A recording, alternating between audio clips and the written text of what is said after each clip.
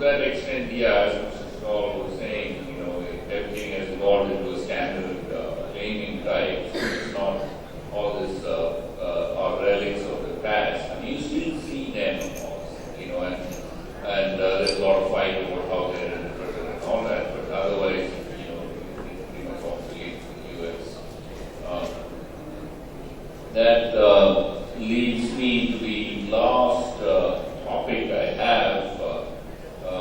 I will start from the other end. Do you have any special tips or pointers that you would like to share regarding practice in your jurisdiction as well as ARICO and also for applications that are filed outside but then get transferred to South Africa for legal filing?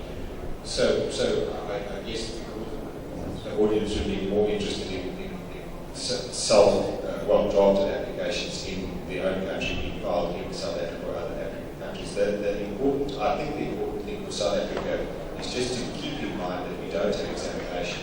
So the practice would typically be drafted as broadly as you think is reasonable, maybe a little bit broader than you think is reasonable, and amend down during prosecution. Well, you're not going to have prosecution in South Africa, and you can amend at any stage. So what we always recommend to clients is once you've got examined grant or acceptance in a jurisdiction, preferably Europe, simply because we tend to follow Europe closely, then just remember to amend in South Africa as well, so that you timeously amend. And sometimes happens that you would only amend prior to litigation, and that might be frowned on by the courts, might not be helpful. But I think that the good practice would be to say, once I've got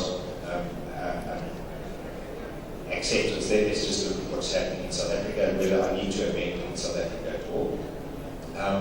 In other African jurisdictions, you're going to go through an examination process generally. So, you know, I would again go with a European style if I was worried about what style to form. I would take a European style approach if I was going to be filing in Europe as well, and simply go with those claims. I have one tip from the Japanese perspective and regarding the application. So if you file the application in prosecution, finally you got final rejection, that is also the last chance to file the application. After the appeal and trial examiners examine the case, if they find the issue, the officer you can have the opportunity to file the application. But after appeal, and then if the patent was granted, you do not have a chance to file the application. So remember, the divisional application should be filed at the time of receiving the final rejection. So I think one of the overriding themes with all of our answers is that in the U.S. and Alex and all things like that, it's important to have all the details that you need in the specification. So the tip I would have is to make the investment in that drafting process. Once that application is filed, it's too late to go back and then put all those details that you, during the course of prosecution, you realize you should have had before. One piece of advice I have is if you file first in another jurisdiction, but you know you're going to file in the U.S., before you file the PCT and before entering the national stage, I think it's beneficial to have a U.S. attorney look at the specification and get advice from the U.S. attorney as to what is, even though the specification may be compliant with Japan, Europe, South Africa, or India, to have some advice from the U.S. attorneys which you need to get that specification compliant in the U.S. jurisdiction. I think that could really go a long way down the road. Yeah, I would say clear claims, clearly bounded, detailed specification, detailed solution, detailed problem. And I would also say interview often. There's the capability in the United States to interview even before first office action, and you can do that. And I see an allowance rate that's triple that of those that don't undertake that procedure. And I would keep requesting interviews because I think what you're doing is you're explaining to the examiner what you're doing, and you're establishing a relationship with the examiner. So I think that has a penchant for increasing your allowance rate. Clearly founded claims, contact with the examiner. That's the best. As Bob alluded to earlier, if you don't play, you don't know whether you win or not. All I can say is all this last couple of years, all the Supreme Court, don't let these cases scare you. If you don't find because of these reasons, you don't know what's going to happen. You've lost it already. But if you have your application raised, even though you know that chances are going to be less than what it was before, these cases can change. The way these are interpreted can change, and they are changing. Okay, so what you expect today, it's not going to be the same story 5 years from now.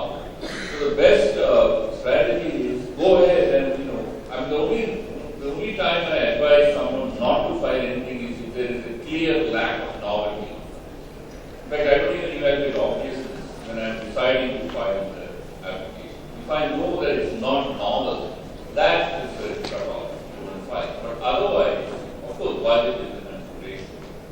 So long as that is small budget, don't let all the evaluation of the cases are going scare you to not file. If you don't wait, you don't know where you wait or not. So, and it's like a dynamic. It's not a rocket science. It's not an exact science. And Supreme Court hardly anyone has a technical background. They are sort of no one has a technical background, and they're trying to win it, frankly. In federal circuit also, they're trying to do their best job, but these are human beings who are more on the liberal arts side, on philosophy, classics. These are the background that they come from. They're trying to make the best of complex technical subject matter. So these things are likely to change, and obviously, even though anyone may deny, the state of the economy, the state of the politics have a lot to do with how these things come out of a court system. They are not going to shoot their own feet, or they are not going to jeopardize the country's economy by sticking to some army principle. Eventually, they'll see the light of day and do what is good for the economy and for the economy. So, I will put for some questions. Go ahead. Okay, I'll shout it out. It's about product by process claims. There's one field, very recent field. Thank you. Where product by process claims is the only useful claim, and that's in the field of biologics and biosimilars. A biologic product, by the nature of how it's made, is only active or functional if it's made by a particular process. Other processes mean nothing. So that, one of the unfortunate parts is the FDA Orange Book doesn't allow you to list such patents. So it's a major flaw, but I would not give it up on part of the process for that reason. Right, but philosophically, that's exactly the reason why product by process claims were raised. First, because those were supposed to cover products who could be defined only by the process of making. The product itself was not well characterized, and the process was the only way to characterize the process. And in biosimilars, that's exactly what happened. You don't know what the exact end product is, other than the process of making it. So, it's a very good topic. Yeah, hi, I'm Rahul from Nuclear Software. I have a specific question regarding these specifications. When you file for the specifications, how do you protect the confidentiality? Like, you are giving the complete details of the specification how do you protect the confidentiality of the whole process? But the moment it comes to the public, so it is open to the public for clarification. So how to protect that confidentiality part of it? Well, you have basically patent and trade secrets are, your poison or your nectar or honey, however you want to look at it. The moment you've gone for a patent regime, your duty is to disclose it to the public. You can't have the cake and eat it too in that sense.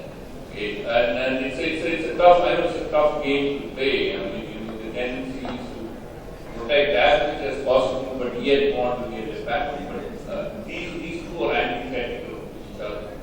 I mean, if you want to go, but of course, when you file an application and the application gets published, you're not sure whether you're going to get it. So there is some risk involved. But that's the best answer I can give. There's no way you can protect something from a confidentiality reason and yet get it back.